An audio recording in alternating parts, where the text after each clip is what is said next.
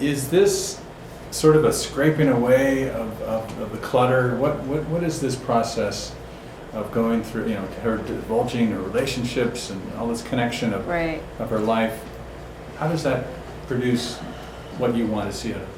Well, first of all, awareness alone makes a huge difference. So if you're just awareness of where you're being held back, awareness of what it is that stops you, that alone is huge. I mean, that's the same thing with food, the awareness when you start reading ingredients. Just reading the ingredients, not even deciding to stop eating certain ingredients, but just the process of reading the ingredients and knowing what you're putting in your body, that awareness alone will start, making you eat better. So just the awareness of what's going on, what triggers a downward spiral for her. Now we really clearly know it's finances and why.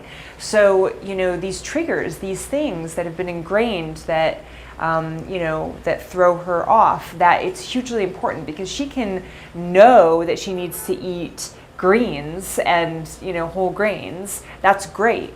But what happens when something comes to throw that off? Like not enough time, not enough money, too stressed out to think about it. Like it's not that she doesn't know that she needs to eat grains and drink water and, have downtime for herself. We've gone over it a lot. It's about uncovering what causes her not to do that. And that's why the coaching is so important. Man, did she react when I gave her that Get Slow sheet. She's heading into this really 7-day-a-week work thing. She definitely had some reactions. One, because it was written by a man, which was pretty fascinating.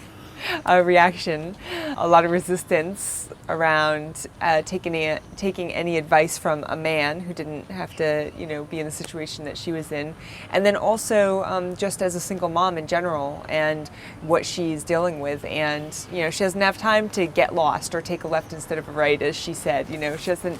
The cost is great, but when we actually got down to it, what the cost of not doing it was actually even greater.